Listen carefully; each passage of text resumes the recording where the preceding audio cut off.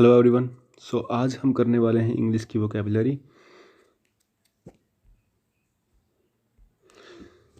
ये एक sample video है।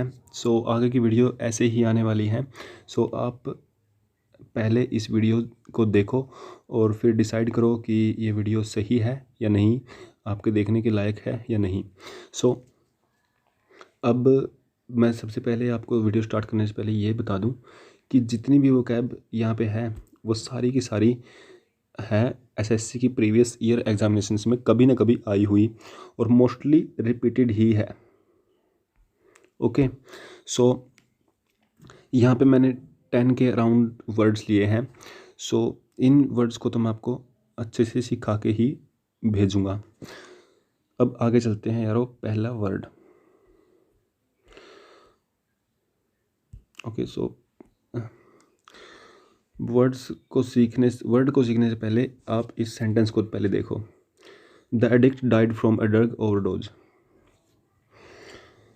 ओके, इसका मतलब है कि जो एडिक्ट है वो मर गया ड्रग की ओवरडोज की वजह से। अब यहाँ पे आपको बताना है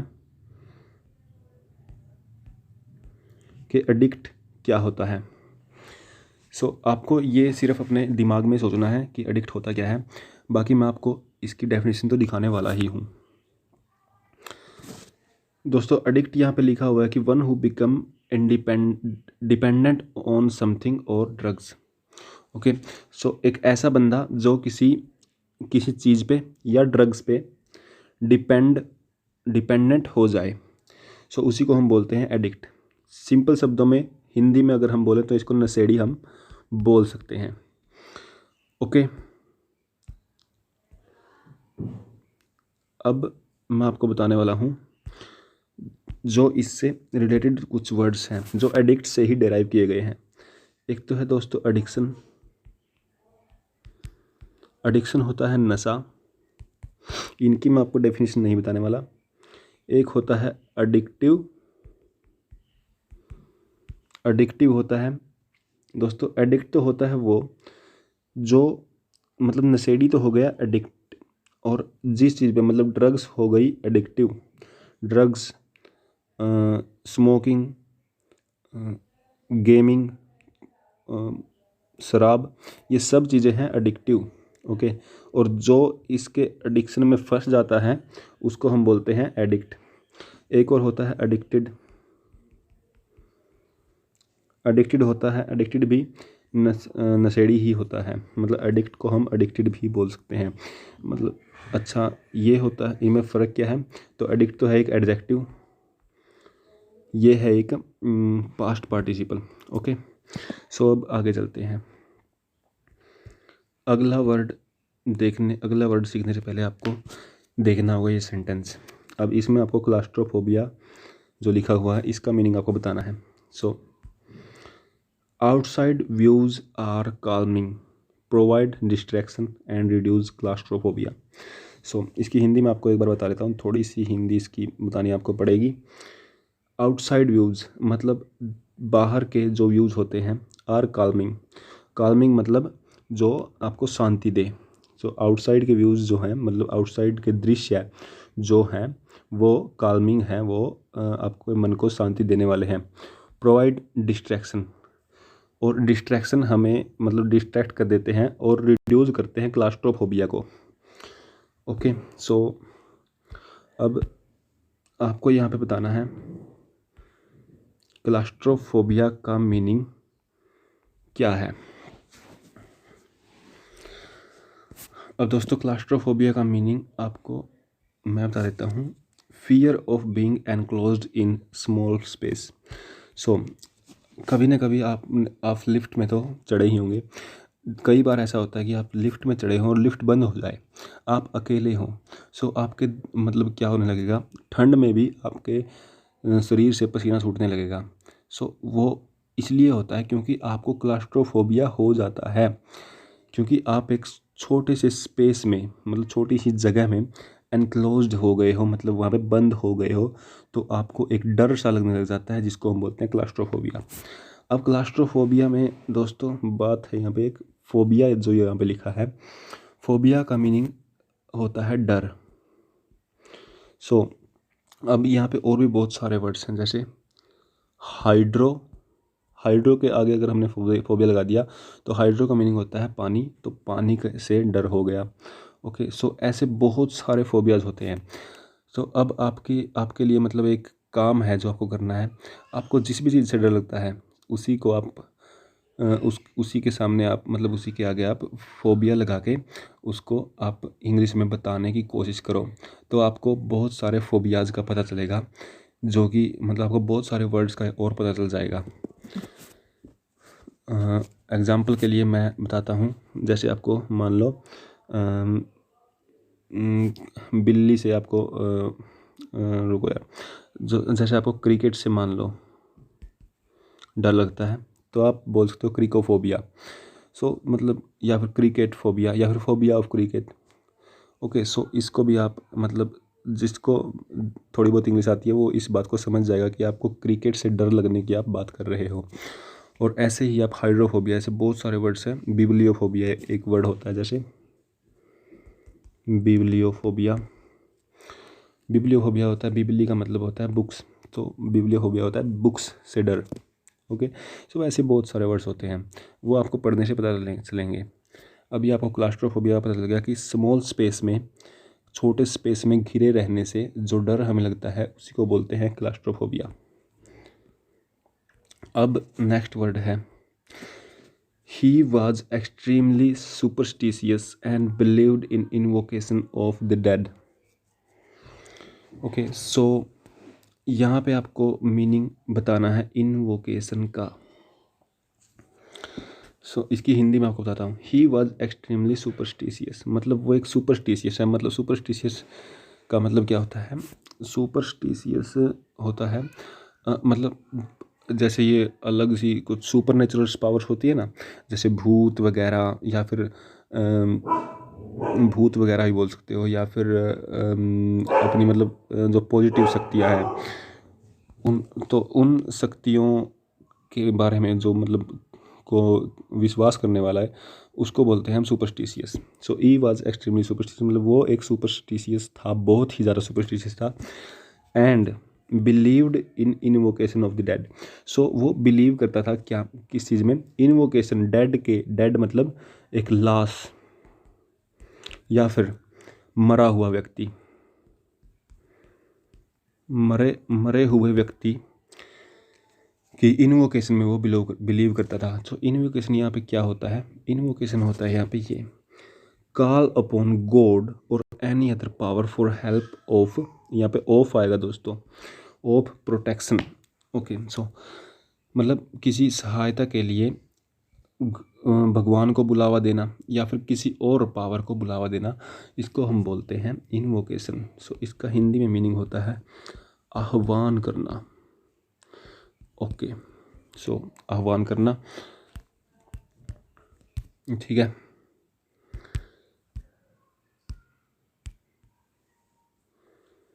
सो अब ये तो है एक नाउन। अब इन्वोक एक और वर्ड होता है।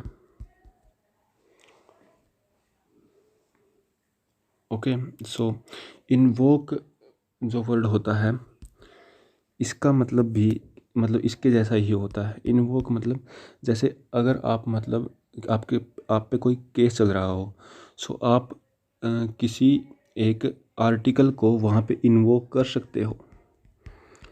आपके एक मतलब जैसे फंडामेंटल राइट्स के आपने कोई भी आर्टिकल मतलब आर्टिकल 15 को आपने ले लिया, तो आप आर्टिकल 15 को इन्वोक कर रहे हो अपनी हेल्प के लिए। मतलब आर्टिकल 15 का आप इन्वोक मतलब आह्वान कर रहे हो, हम ये भी बोल सकते हैं। ओके, सो इन्वोकेशन आपको समझ में आ गया होगा। अब नेक्स्ट वर्ड है दोस्तों, what they said was the truth were scurrilous। Okay, scurrilous, मुझे बोलने में थोड़ी प्रॉब्लम हो रही है दोस्तों, लेकिन ये वर्ड ऐसा ही है, स्क्यूरिलियस। ओके, स्क्यूरिलस। अच्छा हाँ, इसकी थोड़ी सी स्पेलिंग यहाँ पे गलत हुई, LIOUS आएगा दोस्तों। ओके, हाँ। ओके, सो इसको आप देख के ठीक कर सकते हो। So scurrilous severely abusing writing in journals. अच्छा, हम पहले इसकी हिंदी में आता हूँ। जो उन्होंने बोला, जो सच उन्होंने बोला, मतलब जो उन्होंने बोला वो सच था। असल में वो स्क्यूरिलियस था, मतलब वर स्क्यूरिलियस। तो इसका मतलब क्या है दोस्तों? Severely abusive writing in journals. So journals मतलब न्यूज़पेपर्स आप बोल सकते हो। ओके, न्यूज़पेपर्स में बहुत ही ज़्यादा अब्यूजिव राइटिंग, मतलब अब्यूजिव तो मतलब अभद्र। ओके, अभद्र लिखा हुआ जर्नल्स में। ओके, सो मतलब जैसे होता है ना कि मतलब किसी एक्टर के बारे में, किसी हीरो के बारे में हमारे मतलब कुछ टिप्पणियाँ कर देते हैं यार लोग जर्नल्स में, और उनके ऊपर फिर ज़्यादा पंगे होते हैं, मतलब उनके ऊपर केस चलते हैं, पता नहीं क्या क्या होता है। सो इसी को हम बोलते हैं स्क्यूरिलियस। इसको हिंदी में हम बोलते हैं अभद्र लेख। ओके, सो आई होप कि आपको ये वर्ड समझ में आया होगा। सो एक नेक्स्ट वर्ड है दोस्तों द। अभी यहाँ पे द आएगा दोस्तों, ये टी लिखा हुआ, THE कर लेना इसको। तो the Mahatma Gandhi was a pacifist. Okay, pacifist का मीनिंग आपको यहाँ बताना है। तो महात्मा गांधी था एक पैसिफिस्ट। पैसिफिस्ट क्या होता है दोस्तों? पैसिफिस्ट होता है ए पर्सन हु अपोजेज वार और यूज ऑफ मिलिट्री फोर्सेज। सो जो वार मतलब युद्ध या फिर मिलिट्री फोर्सेज के प्रयोग को जो अपोज करता है, मतलब उसको नहीं चाहता, उनका विरोध करता है, उसी को बोलते हैं पैसिफिस्ट। पैसिफिस्ट को अगर हम हिंदी में बोलें तो वो होता है शांतिवादी। ओके, या फिर शांति प्रिय, या फिर जो कुछ भी आप बोलना चाहो, तो ऐसा ही होता है। अच्छा, अब पैसिफिस्ट बना है दोस्तों पैसिफाई से। ओके, पैसिफाई का मतलब होता है शांति करना, मतलब शांत करना। और एक और होता है दोस्तों पीस। पैसिफाई बना है पीस से, तो पीस होता है शांति। ओके दोस्तों, यहाँ में बहुत ज़्यादा यार,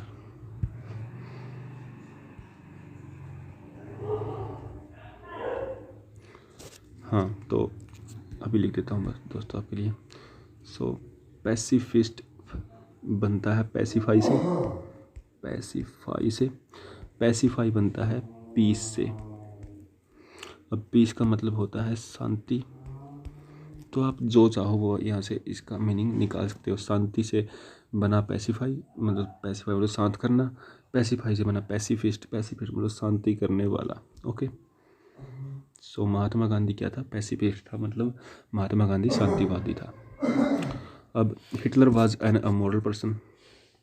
सो हिटलर एक अमोरल पर्सन था। तो अमोरल आपको बताना है कि मीनिंग क्या होता है। सो अमोरल का मतलब वैसे था तो नहीं, बट मतलब कुछ लोग सोचते हैं कि ऐसा था, तो इसको आप लिटरली तो लेना नहीं इस बात को।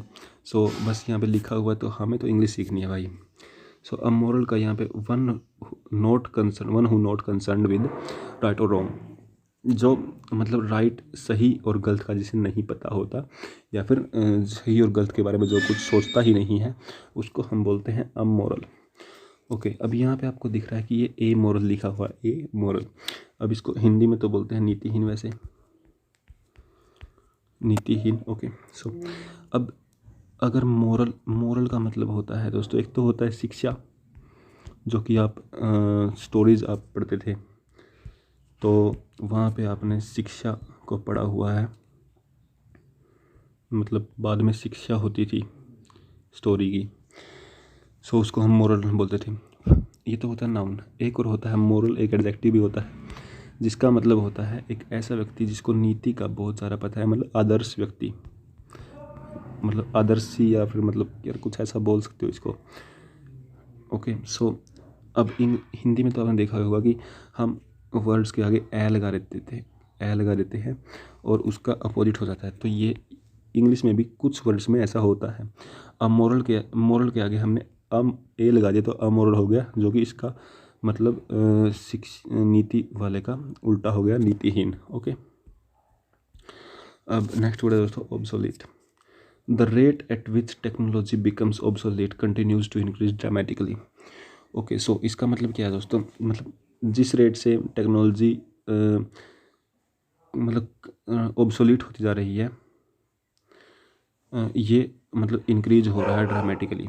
ये मतलब तेज़ ही हो रही है ये बात कि टेक्नोलॉजी जो है वो ऑब्सोलीट होती जा रही है। ऑब्सोलीट का मतलब यहाँ पे है something no longer in use.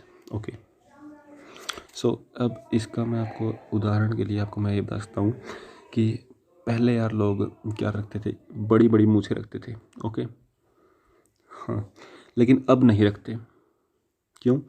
क्योंकि भाई अब ये जो मतलब जो बड़ी मूछें रखने का जो फैशन था वो हो चुका है ऑब्सोलीट। ओके, ऑब्सोलीट मतलब पुराना हम बोल सकते हैं, जो कि अब यूज में नहीं है। सो इसलिए ऑब्सोलीट का मीनिंग यही निकलता है। सो इसके बारे में तो आपको मतलब इतना ही पता होना चाहिए। बस आगे चलते हैं। ओके, यहाँ पे आएगा सी, ये आएगा यहाँ पे she completed the assignment in a surreptitious secret manner. Okay, so उसने अपना असाइनमेंट को पूरा किया है सुरप्टिशियस यानी कि सीक्रेट मैनर में। ओके, तो सुरप्टिशियस यहाँ पे होता है स्टील्थी डन। स्टील्थी डन मतलब something done in a quiet and secret way order in order to avoid being noticed. Okay, so मतलब रहस्यमयी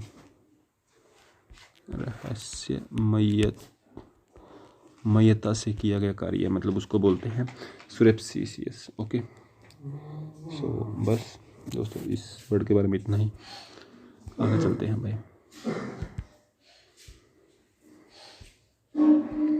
एपिटाफ।